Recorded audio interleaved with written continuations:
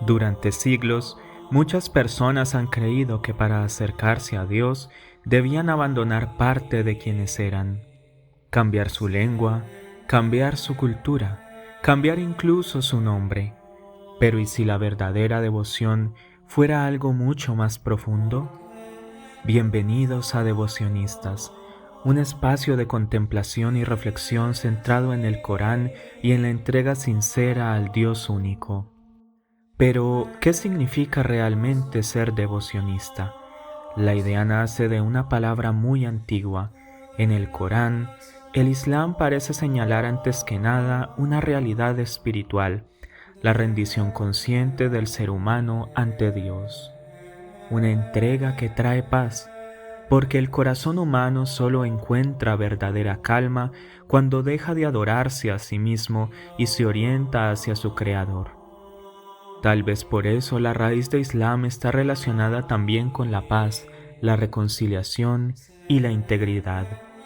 La paz que nace cuando el alma deja de luchar contra la verdad, y esa idea no pertenece a un solo pueblo. No pertenece únicamente a los árabes, ni a Oriente, ni a una cultura concreta. Pertenece al ser humano, porque la devoción a Dios puede expresarse en cualquier lengua y en cualquier sensibilidad verdaderamente sagrada. Puede hablar en árabe, pero también en español. Puede elevarse en el desierto, pero también entre montañas, monasterios, bosques, ciudades y mares. Dios no creó a los pueblos para que desaparecieran unos dentro de otros, los creó diferentes. Y quizá la verdadera unidad no consiste en que todos se parezcan culturalmente, sino en que todos orienten el corazón hacia el mismo Dios. Por eso el Corán llama muslima a Abraham, no porque perteneciera a una civilización concreta, sino porque se entregó a Dios. Y esa misma idea aparece también en las palabras de Jesús, cuando dice: no todo el que me dice, Señor, Señor, entrará en el reino de los cielos, sino el que hace la voluntad de mi Padre. Y también, el que haga la voluntad de Dios, ese es mi hermano.